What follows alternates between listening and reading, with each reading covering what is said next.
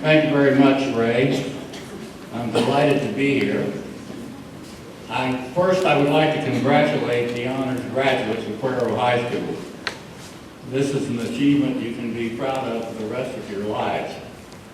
I also should tell you that I was not an honors graduate of Cuero High School.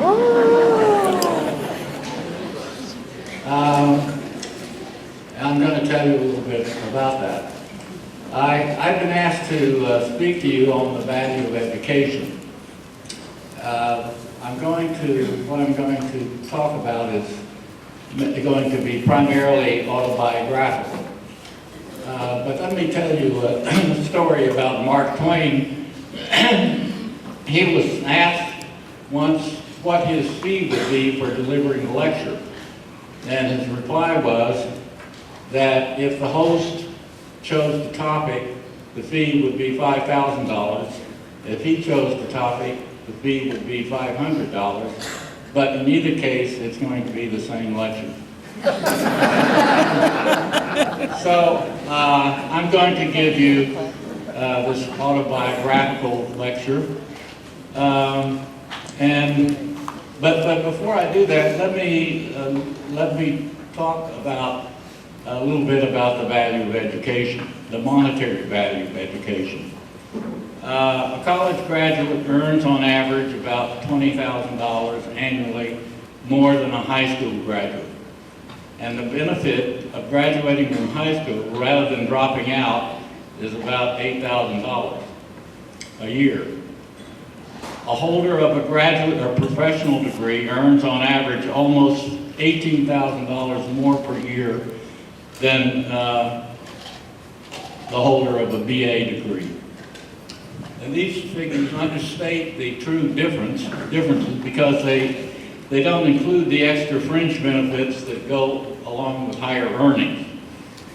But I want to argue here that the greatest value of education lies not so much in the economic benefits as it does in the freedom it empowers an individuals to pursue knowledge for its own sake.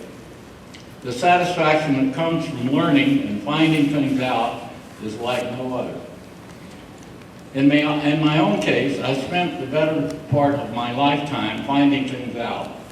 I wanted to tell you how this came about, and in doing this, I hope to provide you with some life lessons that will be useful. I was born in Cuero in 1926, and the house I was born in is at 702 Clinton Street. My father designed that house, and it was completed shortly before I was born. That was almost 80 years ago. My mother was a teacher in the Cuero High School, and she died when I was 4 years old. And my father, grandmother, and I moved from 702 Clinton Street to 905 East Morgan Avenue. And that's a house that I still own, with a big oak tree in the yard. I went to John C. French Elementary School. How many of you raise your hand if you went to John C. French Elementary School? Good. Okay, well, when I was in the second grade, the school officials decided they would divide the class into two groups, fast group and slow group. I was in the slow group. It didn't particularly bother me at the time, although looking back on it, I think probably it was highly deserved. In high school, I was totally dedicated to football, and I had very little interest in anything else. I was a very good football player, but not a very good student. I lettered in football 4 years, and I have my senior letter sweater had 4 stripes and a star on it because of being captain. Now, I was elected president of the senior class of 1944, but this was due more to my football prowess than my academic performance. I was sufficiently talented as a football player that I was recruited by what was then called Rice Institute and offered a football scholarship. Jess Neely, the legendary coach at Rice, came to Cuero High School to recruit me. The whole town was excited about this event, and of course I was excited as well.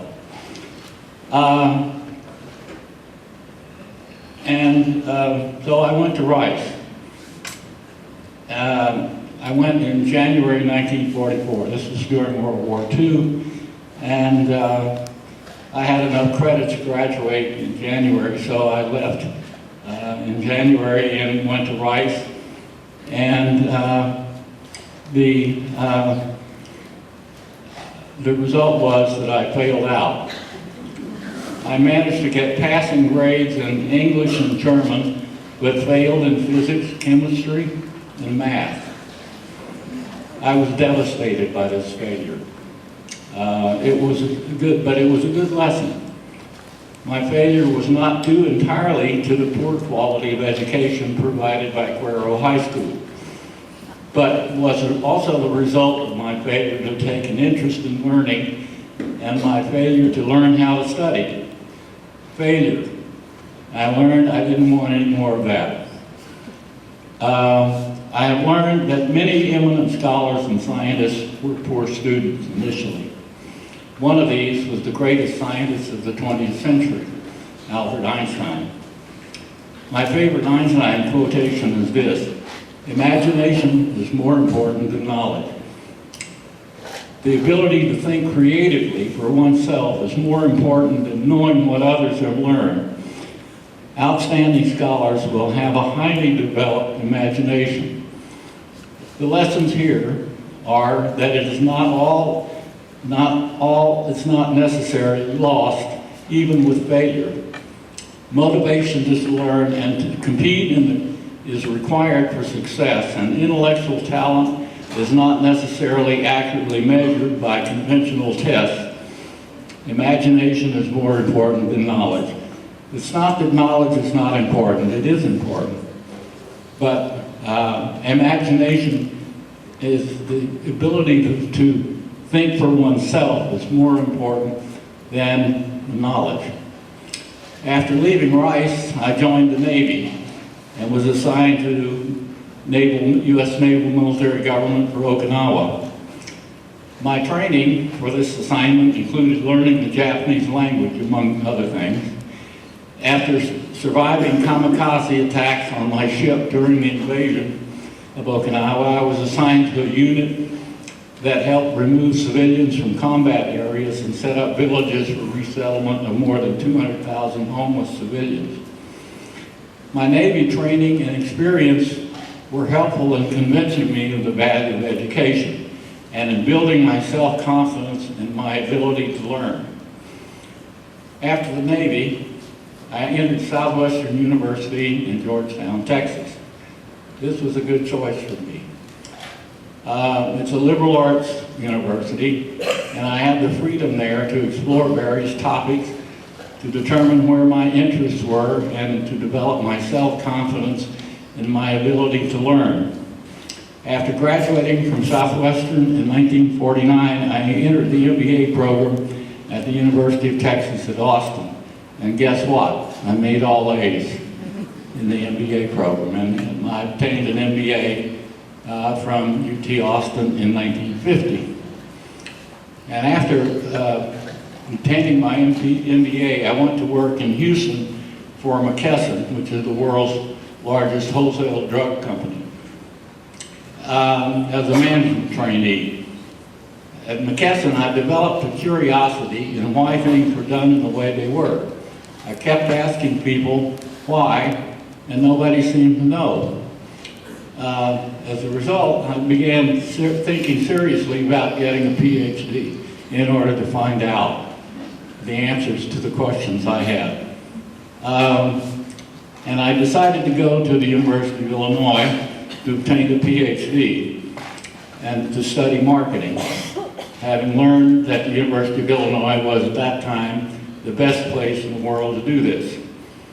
As a PhD student, I learned that my experience at McKesson was not unique. Not much was known about many aspects of the behavior of buyers and about marketing.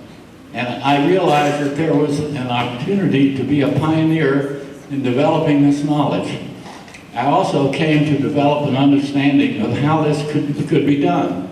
The way to do it was to develop mathematical and statistical models of important relationships in marketing. Therefore, it was clear to me that I should focus my study on mathematics and statistics. Now here, I should tell you a story about another case of recognizing an opportunity to be a pioneer. My wife, Portia, who is operating a video camera here, has a PhD in computer science. And Portia recognized in the early 1980s that the PC revolution was coming about, and she started a company called Future Computing. It was the major marketing research firm which did the major marketing research associated with the introduction and expansion of the PC market. This firm had a profound impact on the development of this and diffusion of this new and important technology. Portia was on the board of directors of Microsoft for a period. So I can't emphasize too much how important it is to recognize opportunities in new fields that are in their infancy, and in recognizing what needs to transpire in those new fields.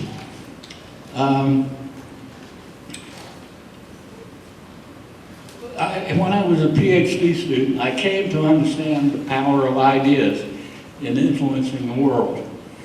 I read all the major works in economics, from Adam Smith to Ricardo to Alfred Marshall to John Maynard Keynes. The main book by John Maynard Keynes, the important book, The General Theory of Employment, Interest, and Money, was one that particularly inspired me. The first chapter of this book is 1 page long, and it says, everything that's gone before in economics is wrong. And I'm going to tell you what's right. That book just had enormous impact in terms of economic policy of government. It still has an impact today. And the idea that you can create an idea that will influence the world for good or bad is to me extremely important and a highly motivating idea. Now,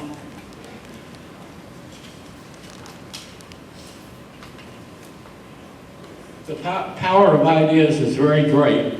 And so I was inspired to think that I might have a role in influencing the world in a favorable way. So after completing my PhD at the University of Illinois in 1954, I was hired at UT Austin as an assistant professor of marketing. And during my time there, I was published papers that were based on the research for my doctoral dissertation. And these publications helped establish my reputation as a promising young scholar. And I began to get offers from many other universities. I decided to go to Ohio State as an associate professor because I felt there was an opportunity to learn and to develop that didn't exist at UT Austin. In the late 1950s, the Ford Foundation and the Carnegie Commission established panels to study the quality of business education, higher education. Their conclusion was consistent with one that I had already concluded, that it wasn't very good. In the first place, nobody knew anything. The books, everything was descriptive. There was no analysis and very little knowledge. So here was an opportunity to contribute by developing knowledge. And that's what inspired me at the time. Now, when well, let's see. And so the Ford Foundation established a program to educate young professors like me at that time. And among the things it did is create a program to send 40 of the best young professors in the country to Harvard to study math. It was highly competitive to be selected in this program, and I was very proud of the fact that I was one of those selected. So they sent us to Harvard, paid our salaries, and we became math students at Harvard University. So the guy who failed out of Rice was now competing with the best and brightest at Harvard. And after the Ford Foundation program at Harvard, I went back to Ohio State, and a year later I went to Purdue University. And I was really ready to take off now. I had all the tools I needed.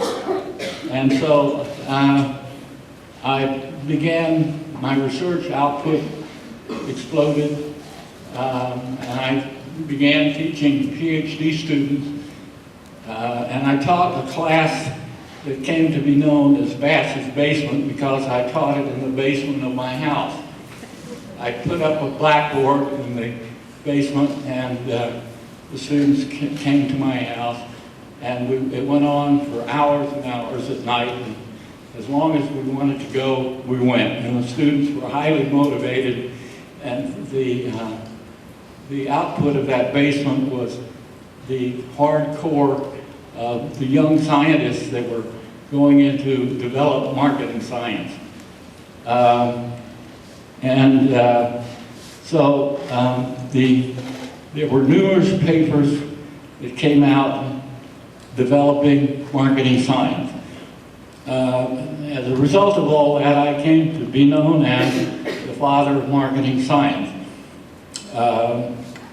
In 1972, I became the editor of the Journal of Marketing Research.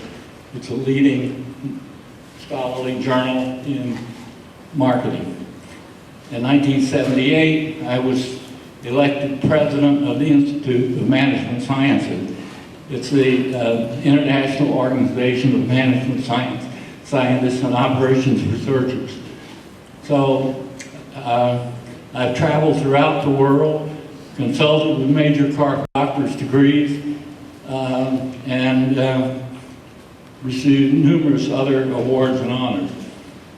In 1982, I moved to University of Texas at Dallas because I wanted to live in Texas and because I wanted a new challenge at a new university. I've had a wonderful life. You are much better prepared for higher education than I was, and I am confident that you will succeed in meeting the challenges and opportunities presented to you. You're graduating from high school at a good time. There are many new and exciting fields opening up that present great opportunities. I envy you. Thank you.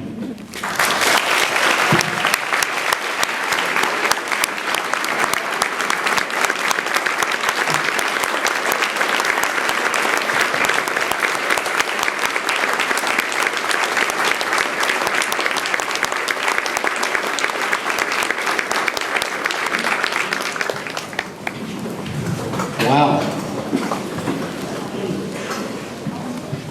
Dr. Bass, thank you. Does anyone feel challenged?